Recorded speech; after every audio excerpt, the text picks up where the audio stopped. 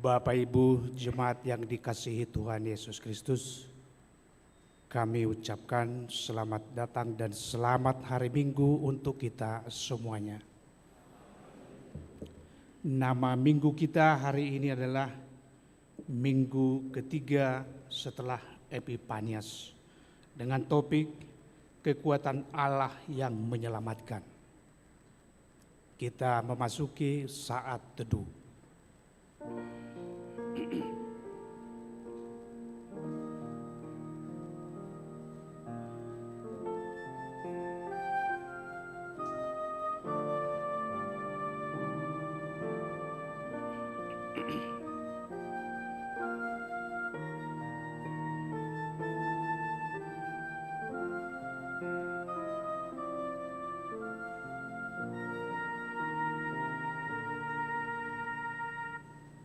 Amin. Kita bernyanyi dari buku Eden nomor 9 ayat 1 sampai dengan ayat yang kedua.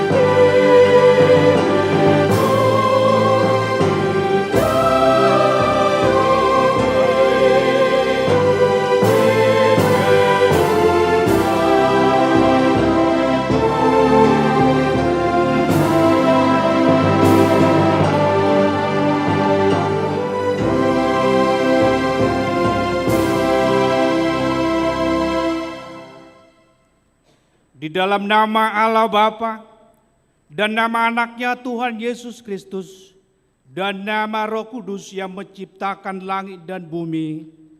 Amin. Berilah kepada Tuhan kemuliaan namanya, sujudlah kepada Tuhan dengan berhiaskan kekudusan. Haleluya.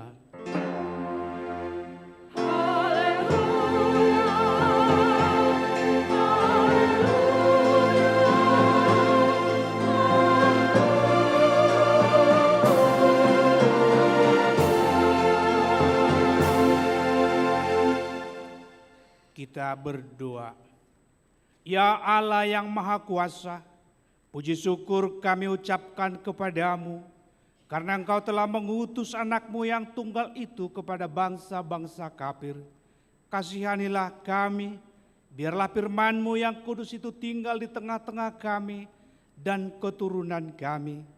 Luaskanlah firman-Mu ke seluruh dunia, agar sinar terang kemuliaan-Mu bercahaya atas bangsa-bangsa yang berada di lembah kegelapan dan kuasa maut, oleh karena anak-Mu Tuhan Yesus Kristus Tuhan kami. Amin.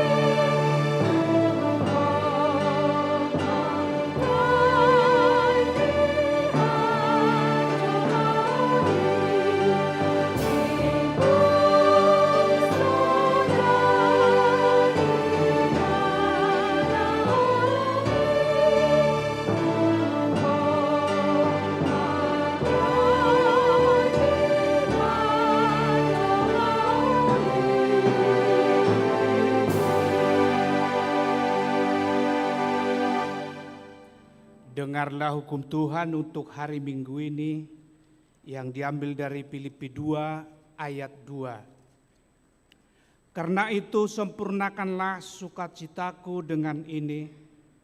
Hendaklah kamu sehati sepikir dalam satu kasih, satu jiwa, satu tujuan. Demikian hukum Tuhan. Marilah kita memohon kekuatan kepada Tuhan untuk melakukan yang sesuai dengan hukum-Nya. Ya Tuhan Allah, kuatkanlah kami untuk melakukan yang sesuai dengan hukum-Mu. Amin.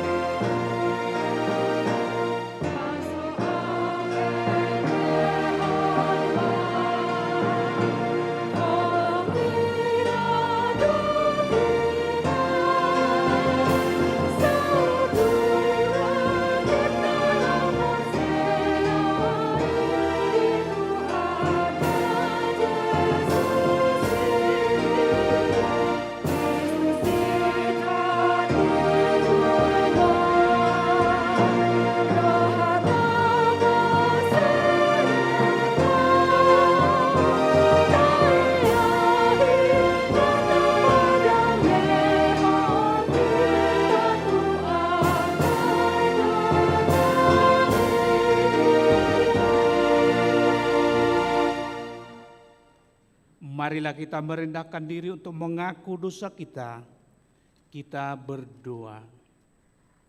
Ya Tuhan Allah, Bapa Tuhan kami Yesus Kristus, Engkaulah Allah yang Maha Kuasa, pencipta segala sesuatu. Engkau adalah adil menghakimi semua orang.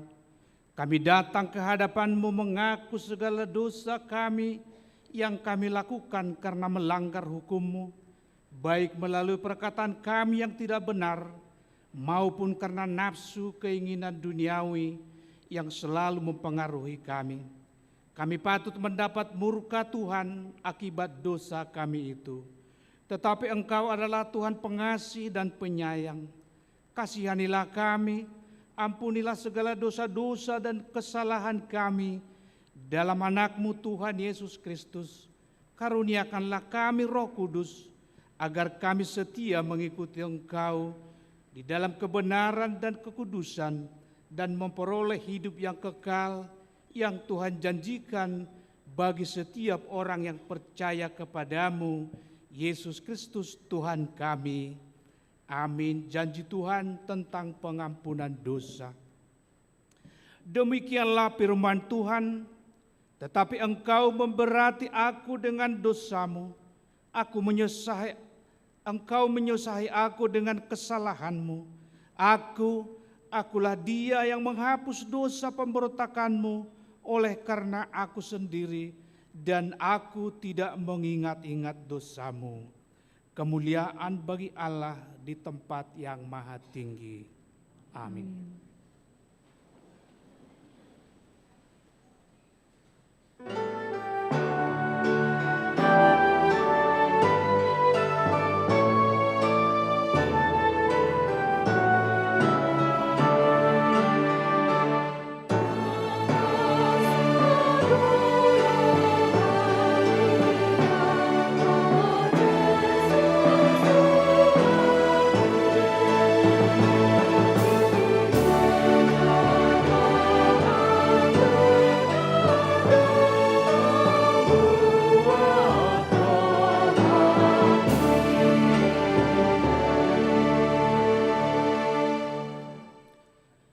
Marilah kita mendengar firman Tuhan yang ditetapkan untuk hari Minggu ini, yang diambil dari Mika 7, dimulai daripada ayat yang ke-7 sampai dengan ayat yang ke-20. Kita membacanya secara responsoria. Pengharapan baru bagi Sion. Tetapi aku ini akan menunggu-nunggu Tuhan, akan mengharapkan Allah yang menyelamatkan aku. Allahku akan mendengarkan aku. Janganlah bersukacita atas aku, hai musuhku, Sekalipun aku jatuh, aku akan bangun pula. Sekalipun aku duduk dalam gelap, Tuhan akan menjadi terangku. Aku akan memikul kemarahan Tuhan, sebab aku telah berdosa kepadanya, sampai Ia memperjuangkan perkaraku dan memberi keadilan kepadaku, membawa aku ke dalam terang, sehingga aku mengalami keadilannya. Musuhku akan melihatnya, dan dengan malu ia akan menutupi mukanya. Dia yang berkata kepadaku, "Di mana Tuhan Allahmu?" Mataku akan memandangi dia. Sekarang ia diinjak-injak seperti lumpur di jalan. Akan datang suatu hari bahwa pagar tembokmu akan dibangun kembali. Pada hari itulah perbatasanmu akan diperluas. Pada hari itu orang akan menghadap engkau dari Asyur sampai Mesir, dari Mesir sampai sungai Efrat, dari laut ke laut, dari gunung ke gunung. Tetapi bumi akan menjadi tandus oleh karena penduduknya, sebagai akibat perbuatan mereka. Gembalakanlah umatmu dengan tongkatmu, kambing domba milikmu sendiri, yang terpencil mendiami rimba di tengah-tengah kebun buah-buahan. Biarlah mereka makan rumput di Basan dan di Gilead, seperti pada zaman dahulu kala. Seperti pada waktu engkau keluar dari Mesir, perlihatkanlah kepada kami keajaiban-keajaiban. Biarlah bangsa-bangsa melihatnya dan merasa malu atas segala keperkasaan mereka. Biarlah mereka menutup mulutnya dengan tangan dan telinganya menjadi tuli. Biarlah mereka menjilat debu seperti ular, seperti binatang menjalar di bumi. Biarlah mereka keluar dengan gemetar dari kubunya dan datang kepada Tuhan Allah kami dengan gentar, dengan takut kepadamu. Siapakah Allah seperti Engkau yang mengampuni dosa dan yang memaafkan pelanggaran dari sisa-sisa miliknya sendiri, yang tidak bertahan dalam murkanya untuk seterusnya, melainkan berkenan kepada kasih setia. Biarlah Ia kembali menyayangi kita, menghapuskan kesalahan-kesalahan kita, dan melemparkan segala dosa kita ke dalam tubir-tubir laut. Kiranya Engkau menunjukkan setiamu kepada Yakub dan kasih-Mu kepada Abraham, seperti yang telah Kau janjikan dengan bersumpah kepada nenek moyang kami sejak zaman purbakala. Demikianlah firman Tuhan. Berbahagialah orang yang mendengar firman Allah serta memeliharanya. Amin.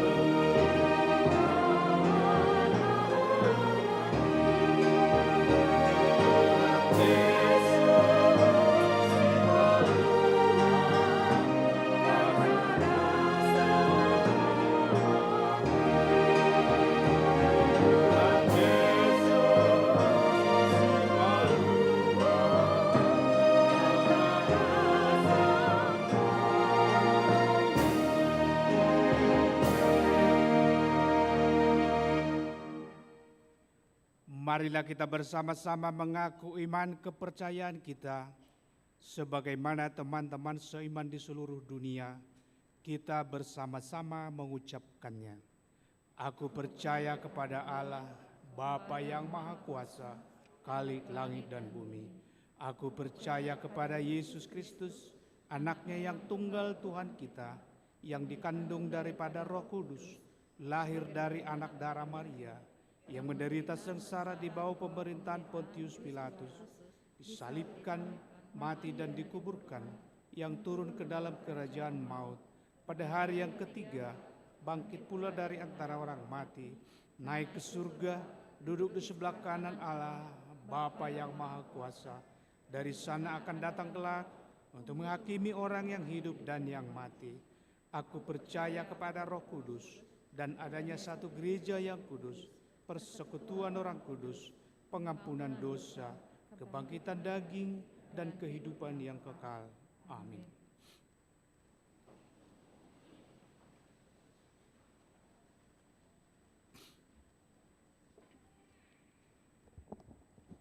Salam.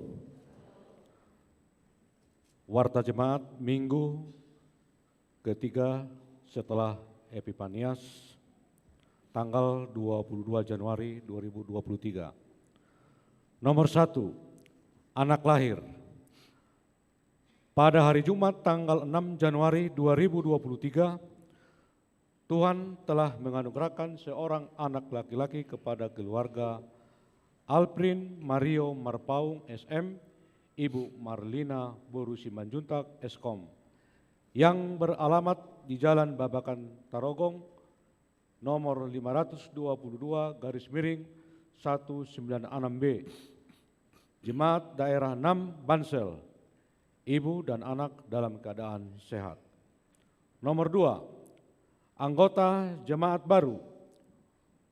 Mulai minggu ini tanggal 22 Januari 2023 telah menjadi anggota jemaat HKBP Bandung Resort Bandung Riau Marta Dinata, yaitu keluarga Joni Walduin Tambunan, Ibu Loyalty Noverita Boru Turnip, dengan seorang anaknya dari Gereja HKBP Seintan Resok Sion Seintan, alamat sekarang di Jalan Linggas Wastu nomor 239/25A, masuk daerah 7 Pajajaran. Nomor 3, baptisan kudus khusus. Pada kebaktian Minggu pukul 10 WIB hari ini akan diadakan baptisan kudus khusus kepada satu orang anak laki-laki. Demikian warta jemaat pada minggu ini. Tuhan memberkati. Amin. Kita bernyanyi sambil mengumpulkan persembahan 1A dan 1B. Amin.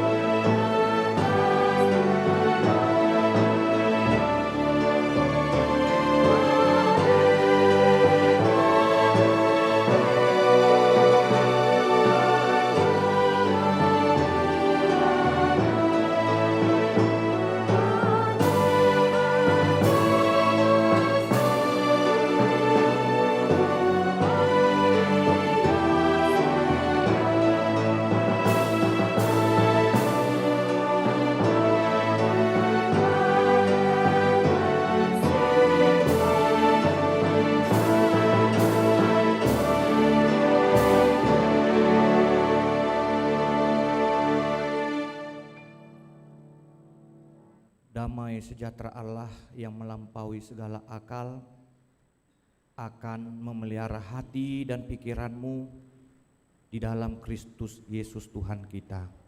Amin. Selamat hari Minggu bagi kita semua. Demikian juga selamat hari Minggu bagi seluruh jemaat yang melaksanakan ibadah melalui ibadah live streaming yang disediakan oleh Gereja HKBP Bandung. Firman Tuhan tertulis di dalam 1 Korintus 1 ayat 10 sampai ayat yang ke-18.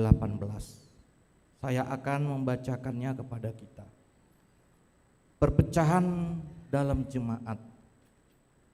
Tetapi aku menasihatkan kamu, saudara-saudara, demi nama Tuhan kita Yesus Kristus, supaya kamu seia sekata dan jangan ada perpecahan di antara kamu.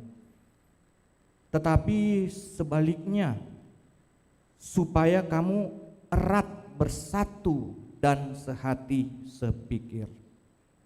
Sebab saudara-saudaraku, aku telah diberitahukan oleh orang-orang dari keluarga Chloe tentang kamu, bahwa ada perselisihan di antara kamu.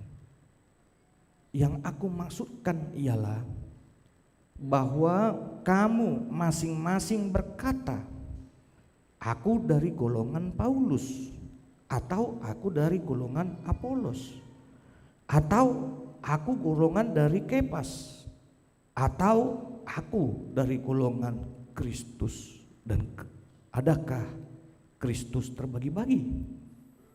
Adakah Paulus disalibkan karena kamu? Atau adakah kamu dibaptis dengan nama Paulus? Aku mengucap syukur bahwa tidak ada seorang pun juga di antara kamu yang aku baptis selain Kristus, selain Krispus dan Gaius, sehingga tidak ada orang yang dapat mengatakan bahwa kamu dibaptis dalam namaku. Juga keluarga Stefanus, aku yang membaptisnya. Kecuali mereka, aku tidak tahu. Entahkah ada lagi orang yang aku baptis? Sebab Kristus mengutus aku bukan untuk membaptis, tetapi untuk memberitakan Injil, dan itu pun bukan dengan hikmat perkataan, supaya salib Kristus jangan menjadi sia-sia. Sebab pemberitaan tentang salib memang adalah kebodohan bagi mereka yang akan binasa, tetapi bagi kita yang diselamatkan, pemberitaan itu adalah kekuatan Allah. Demikianlah firman Tuhan. Jemaat yang terkasih di dalam nama Tuhan Yesus Kristus, di dalam realita kehidupan kita ini, konflik atau kita sebut perselisihan pasti sering sekali terjadi. Konflik bisa saja terjadi karena adanya perbedaan pendapat, atau juga karena tidak setuju kepada keputusan yang telah diambil, atau juga konflik bisa terjadi karena ada suatu kepentingan dari pihak-pihak tertentu atau kelompok-kelompok lain. Artinya di segala tempat kita bisa saja berkonflik. Apalagi jika kita berada dalam suatu lingkungan, suatu komunitas yang dimiliki, berada di sekitar jumlah orang yang banyak. Kalau jumlah orangnya banyak di dalam suatu komunitas, pasti konflik itu akan sering muncul. Artinya di sini bisa kita perhatikan bahwa konflik itu tidak terlepas dari perjalanan kehidupan kita saat kita berada di dalam dunia kehidupan sosial kita bersama dengan sesama kita. Saat Paulus berada dalam perjalanannya yang misinya ketiga, misinya pertama itu telah selesai saat dia 6 tahun berada di Korintus dan dia berhasil mendirikan gereja di sana, dan ini adalah misi yang ketiga. Saat itu dia berada di lautan, dia mendengar ada orang yang menyampaikan persoalan yang dihadapi oleh gereja Korintus. Dan saat dia mendengar, dia menyimpulkan 3 persoalan yang dihadapi oleh gereja tersebut. Yang pertama, ada kemungkinan potensi jemaat gereja Korintus itu akan pecah. Karena mereka mempersoalkan, siapa pemimpin yang ideal bagi kami. Yang kedua, dia juga mendengar karena tidak adanya ketegasan dari pihak para imam pada saat itu dan juga pembelaan dari pemerintah menindaklanjuti tindakan-tindakan masyarakat yang sudah di luar kewarasan. Mengapa saya sebut seperti itu? Jika kita membaca buku 1 Korintus, ada di situ anak-anak yang melakukan hubungan perzinahan dengan ibu tirinya, tetapi pemerintahan Romawi hanya diam saja dan tidak menganggap itu perbuatan yang tercela, ternoda. Demikian juga para pelayan-pelayan Tuhan, mereka diam. Dan yang ketiga, dia mendengar, Rasul Paulus mendengar bahwa ada anggota jemaat itu saling menggugat satu sama yang lain, mengklaim diri mereka yang benar, gereja mereka yang benar, sehingga mereka pun bertikai. Ada hal yang menarik, saudara-saudari. Jika kita memperhatikan di dalam kondisi jemaat Korintus yang terpecah belah itu, bagaimana sikap Paulus? Sikap Paulus jika kita perhatikan, dia tidak memihak-mihak kepada kelompok-kelompok tertentu. Paulus tidak memihak meskipun ada kelompok yang mengatasnamakan dirinya. Kelompok yang mengatasnamakan dirinya itu memang bagus, ya, warna pelayanannya, karena mereka mengatakan bahwa keselamatan Allah itu bersifat universal, bukan hanya kepada orang Yahudi saja. Benar. Dan juga Rasul Paulus tidak berpihak kepada kelompok yang mengatasnamakan dirinya adalah Apolos, ini yang memiliki, ya, kemampuan berbahasa yang baik, fasih dalam penyampaian khotbah, pengajaran, sangat digandrungi oleh masyarakat. Ada juga kelompok yang tidak dipihaki oleh Rasul Paulus yang mengatasnamakan kelompok Petrus, di mana kelompok ini juga menekankan bahwa praktik keagamaan tidak harus sama dengan orang-orang Yahudi. Ada juga kelompok itu yang menekankan kelompok Yesus Kristus dengan mengharuskan pertobatan itu melalui pelaksanaan hukum-hukum Yahudi. Dari sini bisa kita lihat sikap Paulus tidak berpihak kepada satu kelompok. Dan inilah adalah pengajaran bagi kita untuk mengatasi konflik. Tetapi banyak orang yang salah memahami sikap dari Rasul Paulus ini ketika dia tidak berpihak kepada satu kelompok itu, tidak berpihak kepada satu orang itu. Di mana salahnya? Banyak orang yang memahami bahwa tindakan ini diartikan berarti kita biarkan saja, kita berusaha menghindari konflik itu terjadi.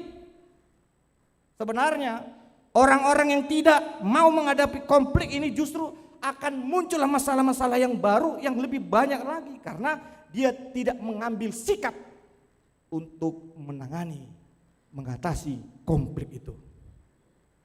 Kalau kita terbiasa, saudara-saudari, menghindari konflik, tidak mengatasi konflik itu, artinya disinilah nantinya kemampuan problem solving kita akan semakin turun. Hal ini merupakan bahan pertimbangan bagi kita. Terutama jika kita hidup di dalam kehidupan sosial masyarakat. Jika kita terlibat suatu konflik dengan orang lain, Cobalah memikirkan bagaimana cara menyelesaikannya, dan kalau boleh bawa teman-teman kita itu untuk mengatasi masalah konflik itu secara bersama-sama. Tetapi ingatlah, kalau kita terbiasa enggan menghadapi konflik, hidup kita pasti akan diliputi oleh ketakutan.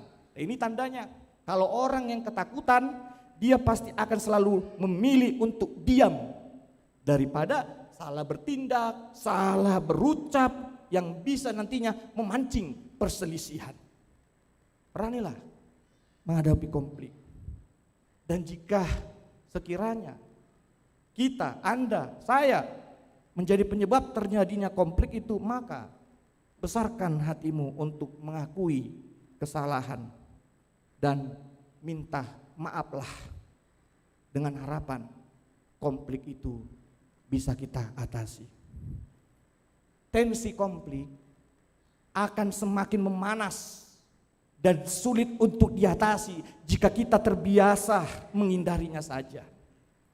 Hal ini sebenarnya akan membahayakan mental kita itu sendiri. Membuat hidup kita justru akan semakin tertekan dengan konflik-konflik yang tidak pernah kunjung selesai. Saudara-saudari, inilah pembelajaran yang bisa kita lihat dari Rasul Paulus. Hikmat dari Tuhanlah yang memampukan Paulus mengatasi konflik jemaat yang ada di Korintus. Kita perhatikan, sejak dari pertemuan Rasul Paulus dengan jemaat Korintus dan akhirnya bersama dengan keluarga Chloe, hikmat Tuhan memenuhi hidup Paulus. Hikmat Tuhan mengajarkan Paulus untuk lebih banyak mendengar. Bukankah firman Tuhan mengajarkan kita supaya lebih baik mendengar daripada lebih baik berbicara? Seperti dalam Rom 10 ayat 17. Katakan iman timbul dari pendengaran, pendengaran oleh firman Kristus. Oleh karena hikmat Tuhanlah yang memenuhi hidup Paulus, maka dia pun mau mendengar.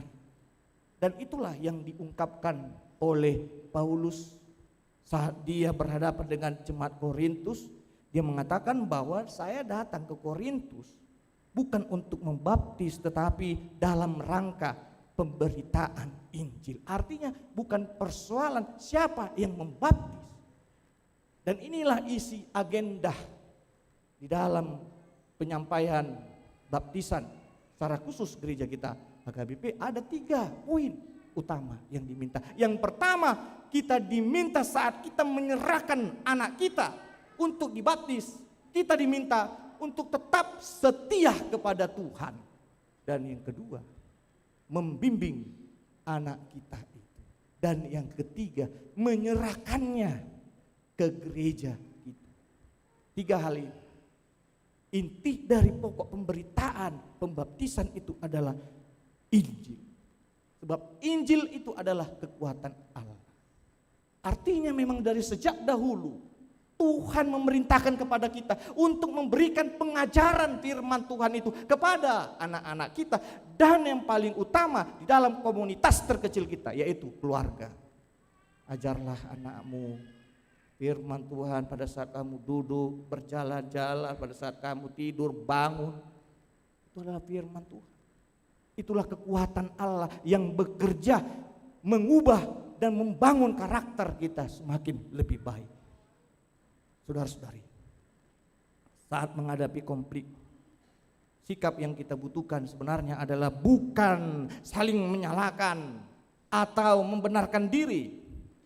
Dan di dalam nas ini Paulus mengungkapkan hal yang perlu kita perhatikan adalah seia berkata, erat bersatu, dan sehati sepikir. Memang secara harafiah pengertian seia sekata ini mudah kita pahami. Berarti artinya seia sekata berkata hal yang sama. Dan memang itu adalah langkah awal untuk menuju kepada kesatuan. jika dikatakan seia sekata, berarti di situ jangan kita artikan tidak ada lagi perbedaan pendapat. Masih ada perbedaan pendapat di situ. Tetapi perbedaan-perbedaan itulah yang perlu kita pahami untuk mendorong kita semakin mengerti bagaimana peranan kita untuk membangun suatu relasi yang baik di dalam komunitas kita itu. Dari nas ini juga kita melihat, saudara-saudari, bagaimana perpecahan di gereja Korintus itu terjadi karena adanya satu kelompok yang menganggap dirinya paling hebat, paling benar. Akibatnya seluruh jemaat pun jadi gagal fokus, bahkan lari dari arti penginjilan yang sesungguhnya. Mereka, kita perhatikan tadi, ya, lebih cenderung kagum kepada manusia daripada isi pemberitaan Injil. Kemudian timbullah perselisihan karena masing-masing mereka mempertahankan prinsipnya. Inilah tanda bahwa tabiat jemaat pada saat itu belum dewasa secara rohani. Ibarat pepatah yang mengatakan, bersatu kita teguh, bercerai kita runtuh. Kesatuan di dalam jemaat bisa terwujud jika kita mau seia sekata. Keterpisahan justru akan menimbulkan kerentanan untuk tercerai-berai. Apapun keadaannya, jemaat tidak boleh dibuat terpisah dan tercerai-berai. Biarpun kita berbeda pendapat, mari kita hadapi dengan sehati sepikir sehingga perselisihan dapat segera diatasi. Jemaat yang terkasih di dalam nama Tuhan Yesus, kita pasti tentunya banyak menghadapi tantangan di dalam pelayanan Tuhan.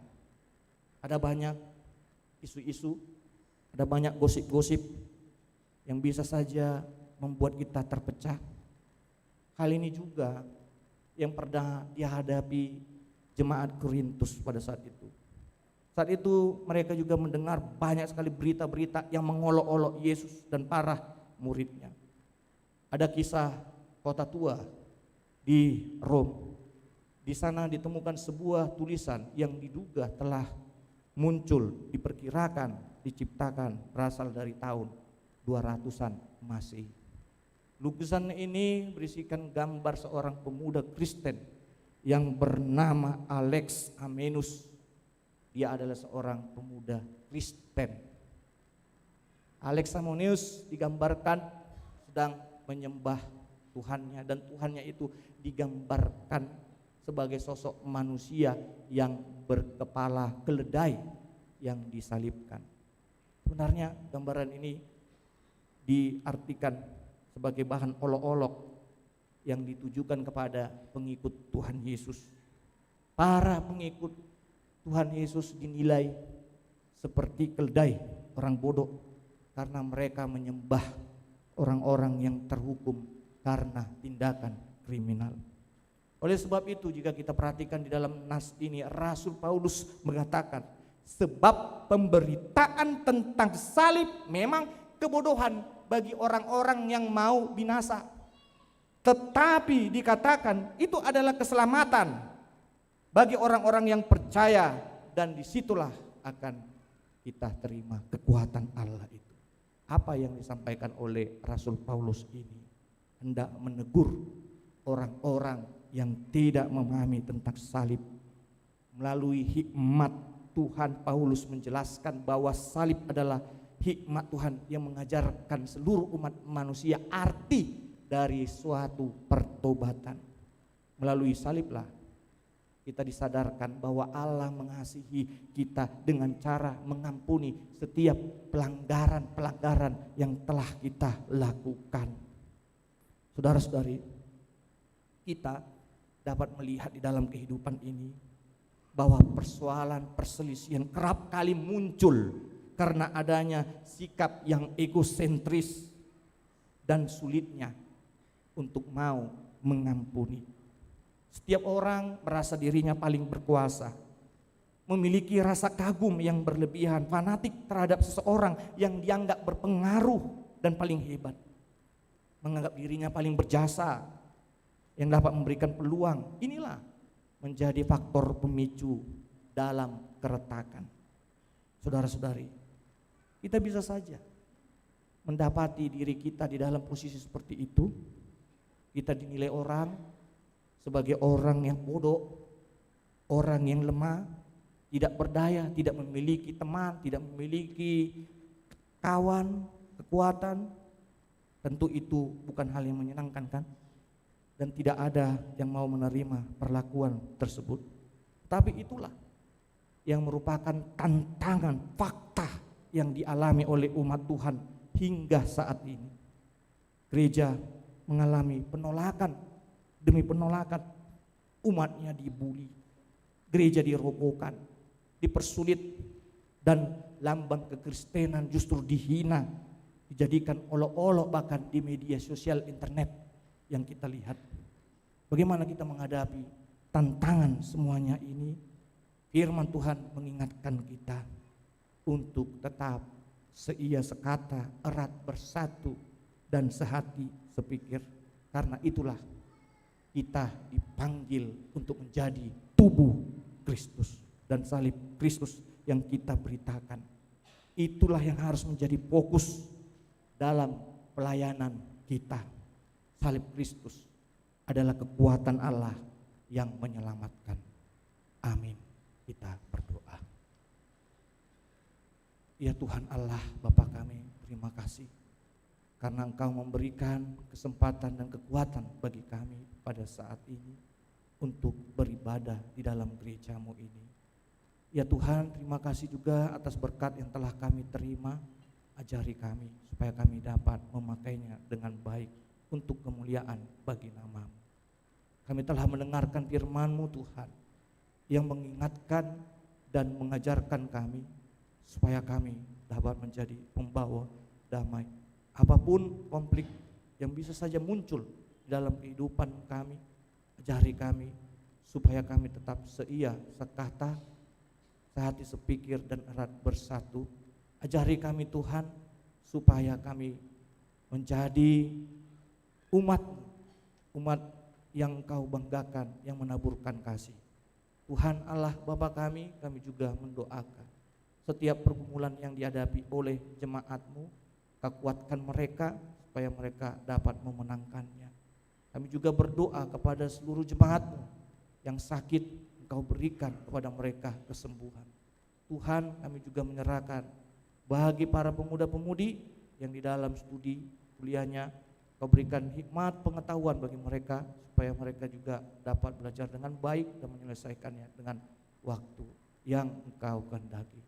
Tuhan, kami juga berdoa kepadamu kiranya Engkau berkati juga para pelayan-Mu dimanapun mereka berada. Kau kuatkan supaya semakin banyak jemaat-Mu semakin rindu untuk mendengarkan firman-Mu dan tetap berbuah menghasilkan perbuatan-perbuatan yang baik. Tuhan, kami juga menyerahkan hidup kami kepadamu, kiranya Engkau berkati. Dalam nama Tuhan Yesus kami berdoa, amin.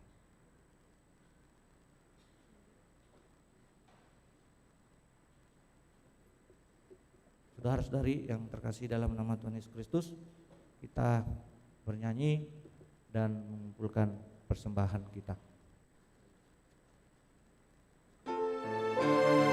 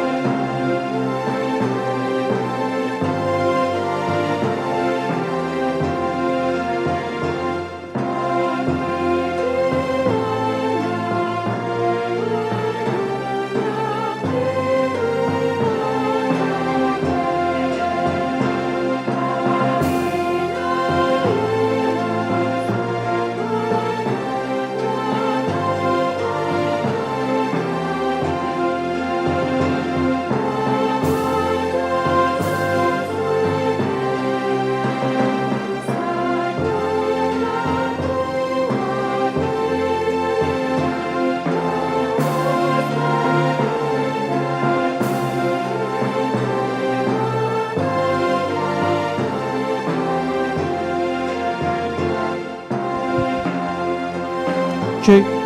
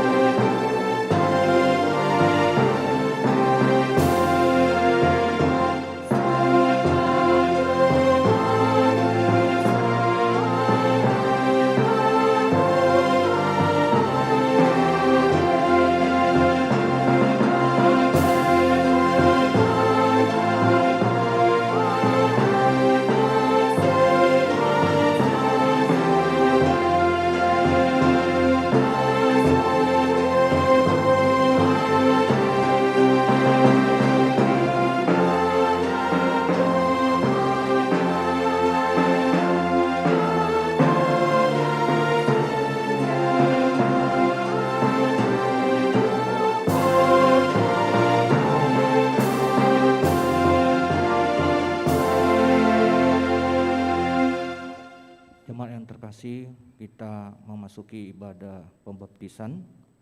Kita bernyanyi dari buku nyanyian buku ND nomor 146 ayat 1 dan ayat 2.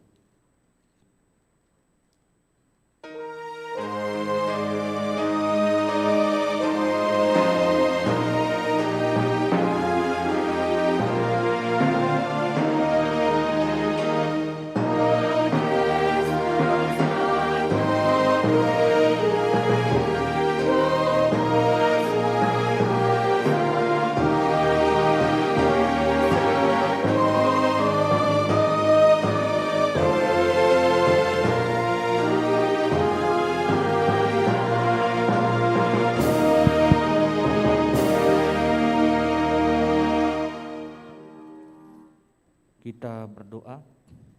Ya Bapa kami yang di surga, kami datang membawa anak-anak ini kepadamu. Kasihanilah dan terimalah mereka menjadi anak-anak-Mu.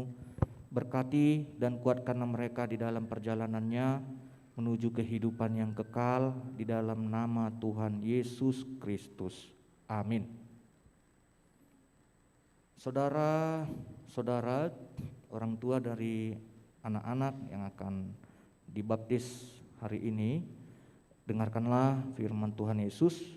Pergilah, jadikanlah semua bangsa muridku dan baptislah mereka dalam nama Bapa dan Anak dan Roh Kudus, dan ajarlah mereka melakukan segala sesuatu yang telah kuperintahkan kepadamu.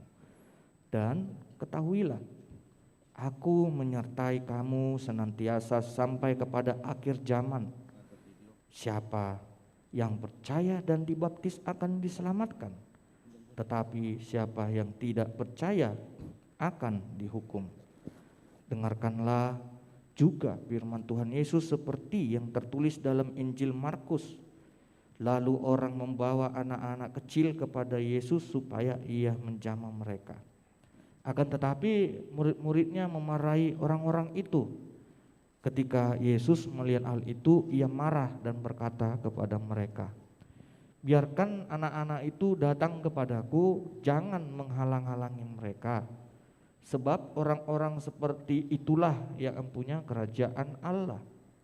Aku berkata kepadamu, sesungguhnya barang siapa tidak menyambut kerajaan Allah seperti seorang anak kecil, ia tidak akan masuk ke dalamnya." Lalu ia memeluk anak-anak itu dan meletakkan tangannya ke atas mereka. Sekarang ikrarkanlah iman kepercayaan kita.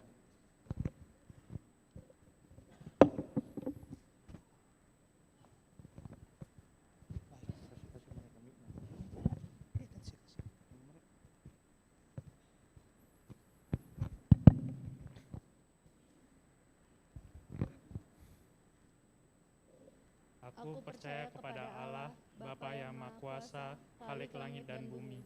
Aku percaya kepada Yesus Kristus, anaknya yang tunggal Tuhan kita, yang dikandung daripada Roh Kudus, lahir dari anak darah Maria, yang menderita sengsara di bawah pemerintahan Pontius Pilatus, disalibkan, mati dan dikuburkan, dan turun ke dalam kerajaan maut. Pada hari yang ketiga, bangkit pula dari antara orang mati, naik ke sorga, duduk di sebelah kanan Allah, Bapa yang Maha Kuasa.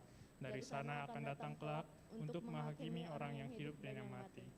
Aku percaya kepada Roh Kudus dan adanya suatu gereja yang kudus, persekutuan orang kudus, pengampunan dosa, kebangkitan daging, dan hidup yang kekal. Amin. Jawablah pertanyaan-pertanyaan ini. Apakah saudara-saudara menghendaki agar anak-anak ini dibaptiskan ke dalam nama Allah Bapa, Anak, dan Roh Kudus? Ya, saya menghendaki. Apakah saudara-saudara bersedia membimbing anak-anak ini agar mereka mengetahui dan melakukan firman Allah? Ya, saya bersedia. Apakah saudara-saudara bersedia menyuruh anak-anak ini ke gereja dan membesarkannya dalam pengajaran Kristen Protestan agar mereka menjadi anggota jemaat yang hidup dalam Yesus Kristus? Ya, saya bersedia. Jika demikian, marilah kita menyerahkan mereka kepada Tuhan melalui pembaptisan kudus.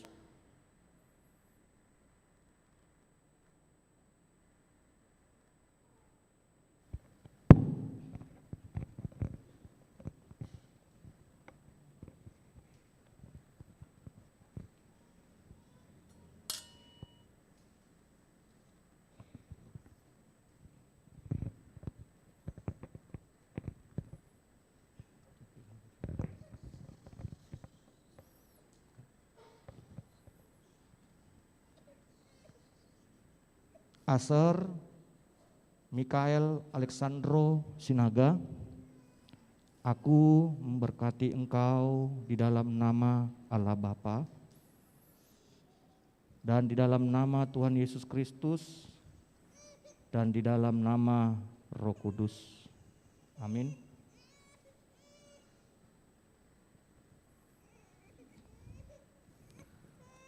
Tuhan memelihara engkau memasuki kerajaannya sampai selama-lamanya. Amin.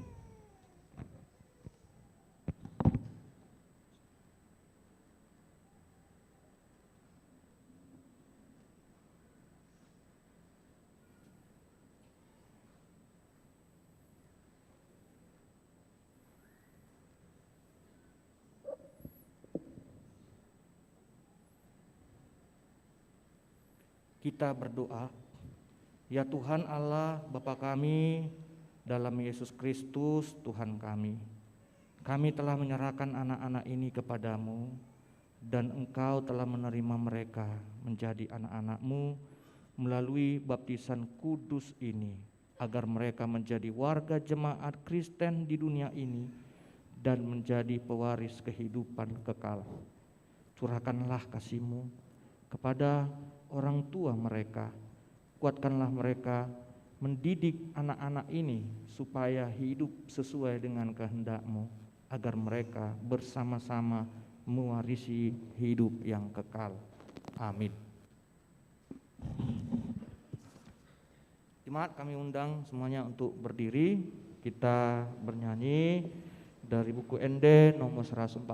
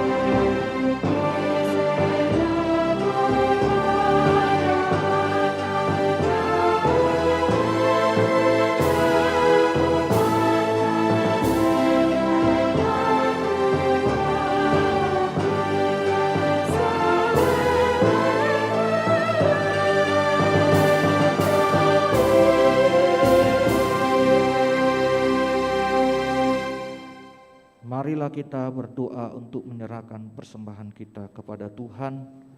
Ya Allah, Bapa kami yang di surga, kami mengaku bahwa Tuhan adalah sumber dari segala karunia yang melimpah dalam kehidupan kami masing-masing.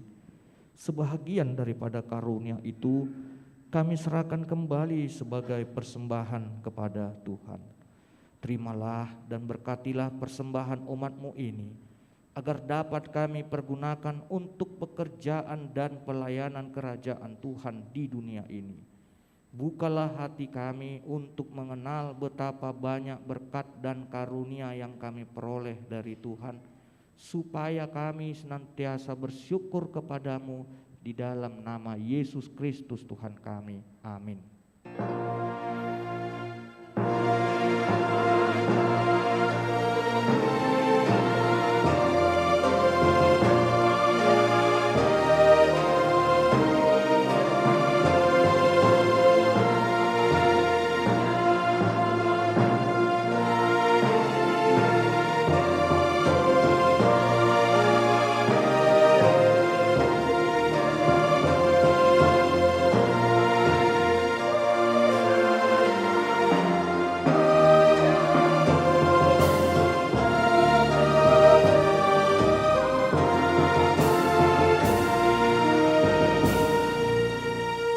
Bapa kami yang di surga, dikuduskanlah namamu, datanglah kerajaan-Mu. Jadilah kehendak-Mu di bumi seperti di surga. Berikanlah kami pada hari ini makanan kami yang secukupnya, dan ampunilah kami akan kesalahan kami, seperti kami juga telah mengampuni orang yang bersalah kepada kami.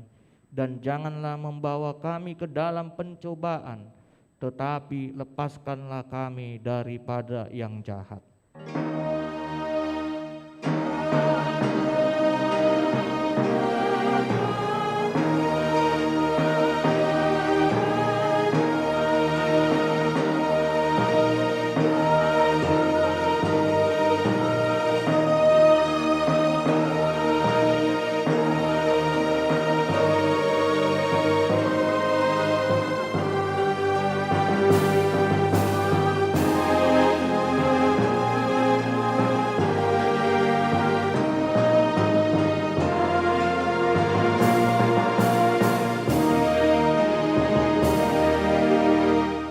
Terimalah berkat dari Tuhan Allah. Tuhan memberkati dan melindungi engkau. Tuhan menyinari engkau dengan wajah-Nya dan memberi engkau kasih karunia-Nya. Tuhan menghadapkan engkau dengan wajah-Nya dan memberi engkau damai sejahtera-Nya. Amin.